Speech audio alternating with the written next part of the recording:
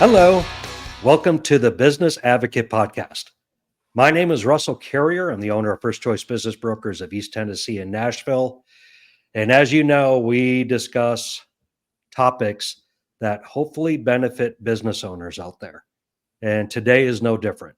We're going to be talking about a topic that I believe most people don't think of doing as a business owner and what the possible benefits are. And that is becoming a board member for a nonprofit organization. And today I have an extremely welcome guest of Deb McFarland Enright. And she is partners with Ellen Jansen with a company called Leadership After Dark. Welcome very much to the podcast, Deb. Thank you so much. It's so great to be here. I am extremely excited about this topic. I've been a business owner for 30 years. And over that 30 years, I've never even considered being a board member for a nonprofit until I met you. So Wow. Okay. Good. I'm very excited to talk about this because I don't know if other business owners are just more advanced than I am, have learned about this early in their careers. It's something I think is a huge benefit after our conversations. And this is why I wanted you on the podcast, because I am becoming a true believer in your Yeah. messaging. Good. So Deb, explain a little bit of being a board member. What does it mean? And especially with a nonprofit. Great. That's a great way to get started, Russell. Thank you. So let me go back to how I perhaps was introduced to serving. That is important. Uh, when I grew up, my parents were always involved in the community, in the church. My mom was actually the first chair of the trustees as a woman in the 70s. My dad started what we would say a nonprofit now, although he fully funded a Saturday morning sports program that helped hundreds of kids who did not have access to basketball and football at the time. And he did that for 10 years. So this notion of just civic leadership became just part of what I knew. Now, did they sit down and say, okay, look, in your career trajectory, here's when you need to start thinking about this? No. I certainly knew they were engaged. And I certainly saw the prep work they did and how hard they worked outside of, my mom was a stay-at-home and my dad worked and traveled around the country. And that was an add-on, but there were no complaints. It was just kind of something that you did. So when I moved into my first job, which was actually in higher education at my alma mater, I worked with the board of the university, of the college, actually, sorry.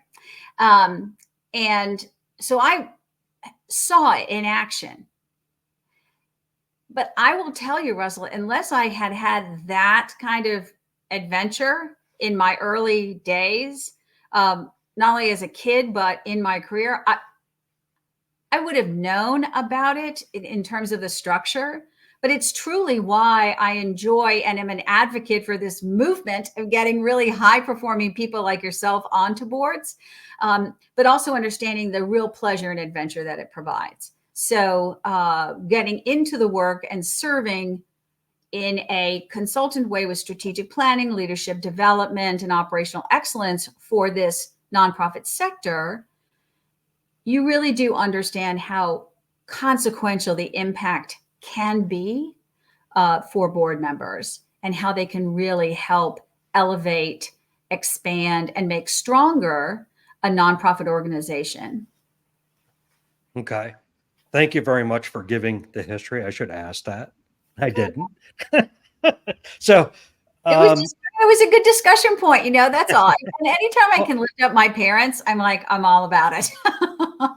absolutely. Well, and it gives an understanding that you were raised in that type of environment I wasn't. My father was extremely business focused, and that's all we did. It was all about business all the time. And we didn't do nonprofits.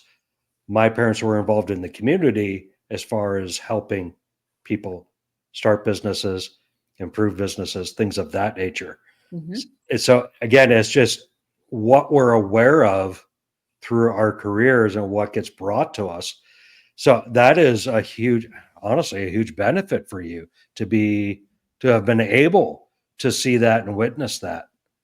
100%. And I think that's what's so exciting, particularly about where the nonprofit sector is moving in the culture, right? So now, particular with across generations, there is this real passion to serve, either from a work balance kind of angle or from a, maybe I do have more time, maybe my home responsibilities have lessened a bit and I have more time. And the nonprofit sector, you and I have talked about this, I mean, honestly, save for one particular section of how the nonprofit and for-profit do business, they're the same. And I think when people understand that, then they go, oh, well, hey, maybe I can help. Maybe I don't need to know about a certain thing, but this stuff that I've been doing forever, let's just say it's marketing. I've been doing that forever. And so, oh, I can lean in with my expertise and experience and have it make a difference. And I think that people understanding that really is exciting. It's not just about writing a checkbook. It's not just about making sure that you can fill a table at an event. Depending on the maturation level of the nonprofit, you can find your fit in terms of who you're serving, right? What the mission is, but also how your expertise and experience is going to matter. And then there's a whole bunch of other benefits too. We are definitely going to cover those benefits. Is there an age preference? I mean, can somebody who just graduated from high school, for instance, or somebody who just got their degree from a college or university, or is it a business owner who's been in business for 5 years? Is there a typical age that somebody should start looking at this to become a board member of a nonprofit? Okay, so that's the best question to start off the conversation that anybody has ever asked me, because I believe people think age and money are the two barriers. But I will tell you, from serving from a local board to an international board, age certainly matters in terms of what you can bring. But let me unpack it from the different levels you described, which is brilliant. So let's start with a high school. I will tell you that there may be advisory boards or junior boards that are looking for that voice. There may be an organization that deals with, particularly with mental health. And while we think we know, research says that we can be off as adults in terms of what our current teens need for mental health, either for therapy or understanding how to cope and coping skills outside of therapy. So similarly, if there is a sports organization, why wouldn't you have athletes who are benefiting from the organization? Now, I love my middle schoolers and I love my elementary, but I think high schoolers would be appropriate at that point, right? So, and that also, Russell, gives them an idea of what it might look like to serve later. Okay. For recent graduates, heck yeah, get involved. That voice is so important because every time generationally it happens, but it's a different voice to pour in. And it can produce a pipeline for the organization, for new thinking, for new people. It can expand the demographic reach of the organization. That's really great for, certainly for development, but also for thinking forward. So recent grads, absolutely. And the nice thing is for recent grads, the soft skills they may be missing because of hybrid work or fully remote work, they may gain some of those because those are multi-generational experiences. So any age, I think sometimes, Russell, what most folks believe when they think about a board, it's, people who are super rich or forward facing people, right? So sales, marketing, C-suite. But I got to tell you, the back of the house folks, with what they can bring, is now even more important for sustaining and growing and strengthening the operational excellence of a nonprofit. So while it sounds like all of the above, it's all of the above. Any age, I like the high school. I think that's a marvelous way to do it. But just having exposure to see, like you and I, with different opportunities to be involved in what our parents did, I wouldn't have known until my college. I would not have really known about board work. So yeah, I think the earlier the better. And it maybe you're not gonna, you may not even be a voting member as a high school person, but you might. There are some boards that are so committed to having that younger voice that they do onboard them, and they can be voting members. Excellent. I appreciate that. So then I'm going to ask the next question, and you're kind of talking about it a little bit, the what people expect of a board and what they traditionally view a board to look like. And I know the answer, but I'm going to put it out there because I want people to listen to this. Diversity. I see a board in my head, when I hear board members, I think of old crotchety white men. Perfectly honest. I love the conversation. I'm glad we're having it. Yeah, absolutely. So, and I know because I've been doing a lot of research since you and I met that boards are looking for a diverse board. They want men, they want women, they want Black, they want white, they want Asian, they want Hispanic. They want multicultural people as part of a board now so they can get the inclusivity of the ideas and knowledge that they bring. Are you seeing that? Yeah, absolutely. I think there's a couple ways to kind of think about that and cut the data, if you will. So absolutely right. Inclusivity is important because everyone should be able to have the chance to go on this adventure. I mean, it is life affirming. It can be frustrating. And it is added work, but it is, you're going to meet people you never would have met. You're going to have whatever level of impact you choose to have. You're going to have consequential impact, right? Because you are choosing to help people who work 60 hours in one day to make the world better, whether it's puppies or people or trees or food distribution, right? So just being in that conversation with those folks, no one should miss that. In terms of diversity, I expand that. So you're exactly right. So those are kind of the basic demographics. Absolutely. What youth brings is a different way of looking at a problem, right? So boomers, let me just do it that way. So boomers, me, you, we didn't do a lot of group work growing up, right? And people were actually punished for perhaps their learning styles because we really didn't know that there were a variety of learning styles. Zers come in, late millennials come in, and they have done mostly group work as they have moved through the K-12 system, no matter if you've gone private, charter, public, it doesn't matter, right? Stayed at home. That because the power of that, knowing that helps later in business, has just now become part of the curriculum. Kids learn better together. So bringing even that diversity of learning and thought is very important to a board.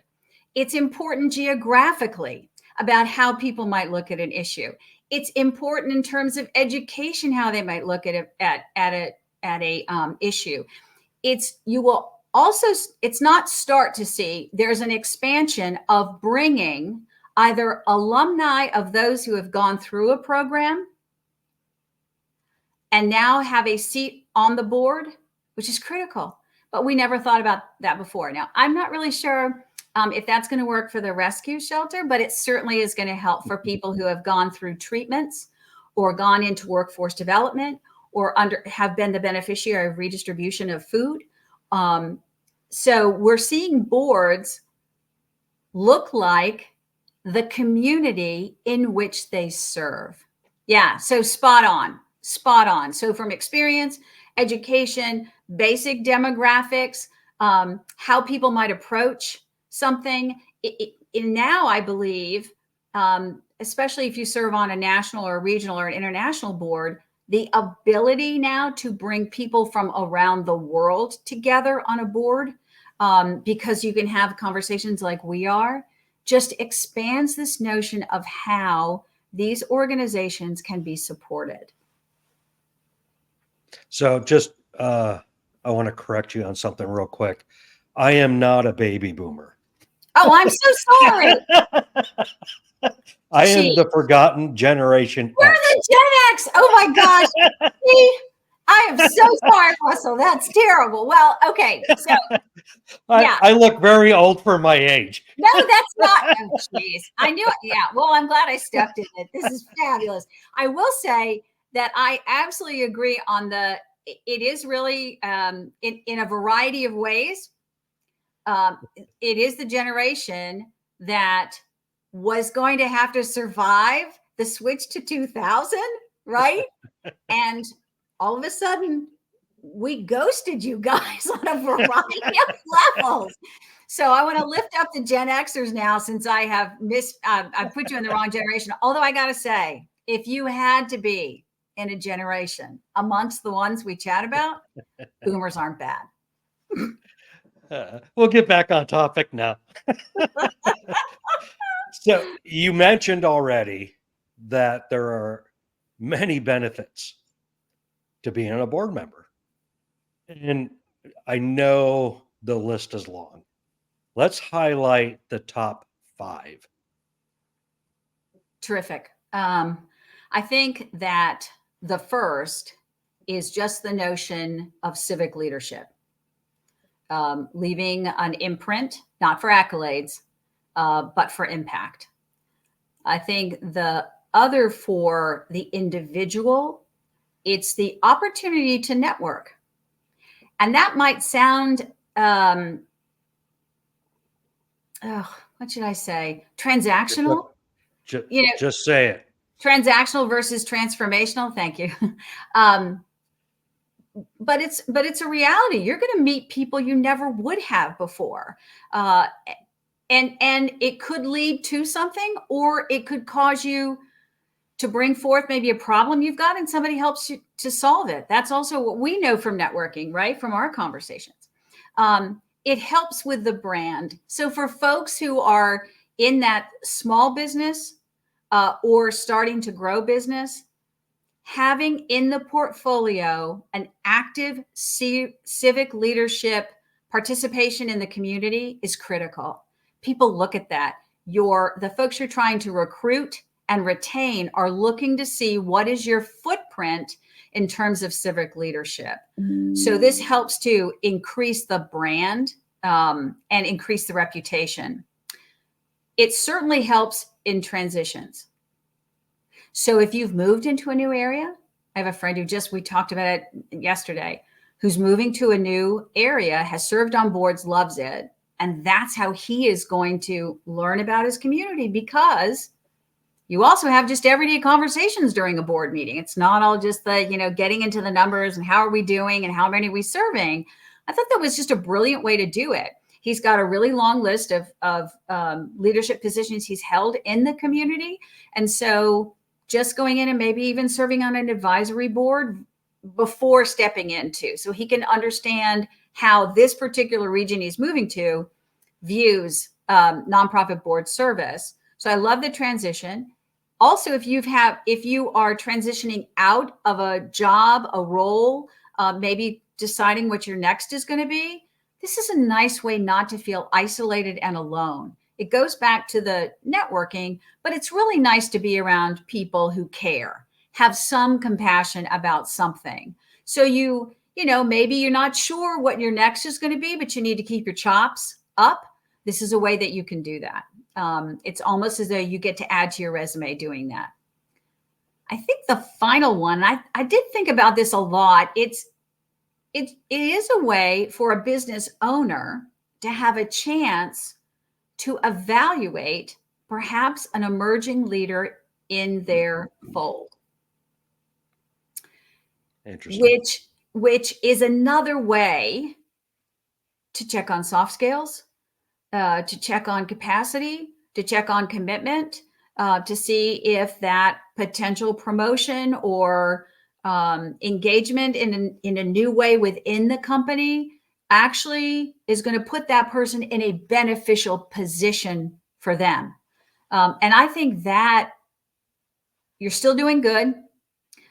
You're providing an opportunity for one on your team to begin to get a bit of a reputation as a civic leader. They're learning about civic leadership. They're also learning about organizations and can help you folks when somebody solicits for an event and you're like, I don't know who you people are. That person who sits on a board may, through their network or just from direct relationship, be able to inform you about, yeah, it's good. I don't think it quite aligns with our core values, or yeah, perfect fit. It makes perfect sense. So I think those would be my 5. That's awesome. I heard a lot of benefits. And the benefits I was actually alluding to is benefits toward the nonprofit that you're being a board of. And you pointed out a ton of benefits for the possible business owner or individual. And I don't think most people consider that, honestly. And one I want to actually point out, the last one, I didn't even think of it. That is an excellent way to not only broaden the vision of that employee to get them out on a board and represent not just the business that they're working with, but get exposure to other business people that are typically on the board, learn from them, and bring it back to the organization. That has a huge value. And I hate to say about it, like an upsell for the time being served on a board. Absolutely. And I think just to piggyback off of that, Russell, to look at through the lens about how an organization is going to benefit from like someone like you. So if you look at organizations kind of through 3 lanes, I mean, this goes to the point of like, find your fit, right? So if somebody invites you, and I'll go back to the peoples and puppies thing, but if somebody invites you to serve on a board that serves people and you're like, I'm really kind of lukewarm about people, but I totally love puppies. If you know what you really want to do, if you have this opportunity, it's really helpful. So part of it is just cutting through the data. So we look at it in terms of maturation level, because you and I both know if there needs to be a fit in terms of where the organization is. So if we look at it 3 ways, one is a startup. I'm going to tell you, rest up. If that's your gig, rest up, because a nonprofit is just like a for-profit. It's all hands on deck. They may need to have even policies written, right? But it's so exciting to watch an idea move forward. Then you and I know in the cycle of business life, if you can hit that 5+, right, then all of a sudden you've got an organization that may have started over someone's kitchen table because, I don't know, they found out that kids other kids in their kids' schools didn't get fed over the weekend because of the socioeconomic realities of their life. Now 5 years plus, there's a payroll, there's insurance, there's, oh my gosh, that's going to take a different set of expertise and experience on the board. And then you have legacy. So those are folks who've been around for a while, and they're going to be looking at replication, growth, expansion in a very different way than a 5+ would, and they're going to look at succession, especially if the founder is still there. That takes a particular kind of expertise and experience from folks like you to help navigate that. So with that, in this conversation, I've heard a lot of different realms of how people can get involved. And it sounds like whatever your interest is, wherever your passion may lie on a personal nature, doesn't even have to be business related. You can jump in, and there's probably a nonprofit that could use that person. I think that's true. I think that, and if we were going to onboard, one thing to consider would be to volunteer first and get a sense about the operations of the board, how old it is. You can also look on the website, etc. I will also say, if I may, that with our training, you're going to be better prepared. There is a lot that goes into being a board member, and there is also a clear demarcation in terms of being oversight and perhaps fiduciary versus going in and actually running it. And that hierarchy in terms of org chart, the expectations of the nonprofit within the state construct, because states will look at that stuff differently. What it means to prepare for meetings, because I'm going to tell you that staff's going to bust it to make sure that you guys know what you need to know. The relationships between the board members, how someone who may start as a volunteer, Russell, right, looking around, and then maybe move, if they have all of these layers, maybe there's an advisory board, or you volunteer as a non-board member on the development committee, the finance committee, and then move up onto the board. Then maybe you want to ascend to the executive committee. I mean, the nice thing is you can spend the rest of your career, whether you're a recent grad or a boomer like me, and have a full impact. But I want folks to fully understand it's not a place for you just to put the address on your LinkedIn page. That is the highest round of disrespect you could give people who literally are looking for a solution to people being hungry, to kids being able to read, to people having a roof over their head. And it's really fun. You're going to be great people, but rest up and decide you're going to really give it your all. That's why, Russell, going back to the iconic old people, right, with big checkbooks, you don't have to be. You don't have to have wealth. If you know some people, that's going to be super helpful. But if you have some energy and expertise and experience that has to do with anything that's operational, or you were in a nonprofit before and you know now you've seen it one way and you think you can be helpful that way. So there really is no barrier. It's a matter of how you advocate for yourself, but also how you know enough about what you can do. So when someone does come knocking, that you can say, yeah, that would be of interest to me. And I want to know when you're going to meet. And I want to know if there's a financial requirement. And I want to know if I can be on a committee. And then it just becomes much more of a strategic fit versus I don't know what I'm going to do with my time, so I'm going to go sit on a board. Knowing a little bit more about this now, and again, I don't know who's listening to this. I'm going to, again, assume that there's going to be people listening that never considered this.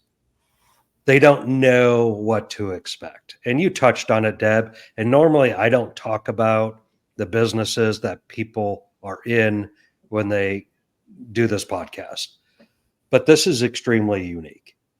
And what Deb does for a living is she trains people to be on a board. So you know what you're getting yourself into before you do it. And the business, and she's going to announce it at the end. And if you're watching this, there'll be a little tag in the video. Her organization is Leadership After Dark, because if you think about the name of the business, when you're done doing your job or done running your business, you're going out after hours and providing leadership after dark. I love the name. So I love when you start thinking about it and what it means. Thanks. It's a very interesting concept for people who have never given this thought before. Now, I know in every pro, right, there's a lot of benefits. And I also know there are things to be watchful for before jumping into this. Just give me a few of those of what you need to be watchful for before jumping on a board. I would look at the process. So if they are looking to fill a seat based on somebody having a pulse, that's not the board you want to be on. I would look at the track record of success, because if you are someone who likes to be with a successful organization, that's critical. I would look to see how the current board is structured. So going back to diversity and representation, is it? I would also look to just really ask, I mean, Russell, it's like, am I going to have time? Is this the right season for me? Are you guys going to go into a capital campaign and have to raise millions of dollars? That's not my gig, right? That's not something I want to do. Oh, I also have to devote this much time to doing all of this. It's not a good season for me. I can't. So understanding the scope of work, if you will, I think that's really important, because the very dark side is folks can feel trapped and obligated and become dormant because they don't know also how to get out of something when they've said yes, because they feel badly. And it's not that that's never going to happen, but the more you advocate for what you want board work to look like after you understand what it could look like, then the fits are just going to make so much sense. You're going to have more fun. The organization is going to benefit consequentially from your impact. And we're going to move the whole sector forward. Very good. So I heard, and you can confirm, deny, or explain, that there could be liability of being on a board. Is that true? Yes, there are, and a board should have liability insurance. And those are just part of the structures that states require. And this is part of the training. So, I mean, soup to nuts, we're going to get you ready. And it may be that that's not, again, the season's not right, or the stability and solvency of the organization. You may not be comfortable being a part of that, but yeah, there are fiduciary responsibilities on a board of directors. Okay. This is a very large topic. I mean, we raced through this. We're 33 minutes into it. And I know we've only scratched the surface, because I want to be considerate of the people that are listening to this. Deb, if you could just kind of close us out here. Last words, last thoughts. Serving on a board is one of the best things anyone can do. Leaning in with your expertise and experience to help make the world better, and situating yourself in the company of people who are determined to make it better, makes all of us better who have served on boards. It can be a lot of time, but you're going to meet people who are going to change how you look at things. It can be draining in terms of how many frustrations and great things happen, but you've never would have had those conversations, those events, the ability to be an ambassador for organizations that are really doing good. It's all worth it. Thank you, Deb, very much for being part of this podcast, the Business Advocate Podcast. Truly appreciate your time and the information. Russell, thank you so much. It's just really wonderful to be on here with you and to have this conversation. So thank you. It's been my pleasure. For everybody listening, thank you very much. Quick summary, just a couple high points. If you've never thought about being on a board before, give it some thought. There's a lot of benefits, not just for yourself. Actually consider others before yourself at certain points in your life. There's a lot of needs out there. And whatever or wherever you are in your career, you have a voice, you have an expertise that a board could use. On the flip side, yes, there are benefits. The networking side alone. If you're not networking as a business owner, as a high schooler, as a college student, shame on you. That's how you grow your relationships as you grow as an individual.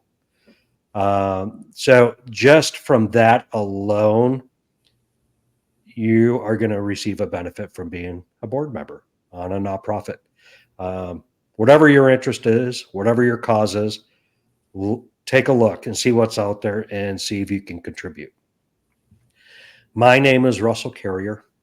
I am the owner of First Choice Business Brokers of East Tennessee and Nashville. Deb, if anybody has any questions or would like to contact you, how can they do that? It's really simple. Deb, DEB, at leadershipafterdark.com. Excellent. So thank you very much for listening to the Business Advocate podcast. Please hit that like button, subscribe, ring the bell, all those things that you're supposed to do. If you would like to see our ugly mugs, my ugly mug, Deb is nowhere near that. Beautiful woman. If you would like to see the faces with the voices, check us out on YouTube. We will be out there. So thank you very much. Appreciate your time. Have a great day. Thank you for listening to the Business Advocate podcast.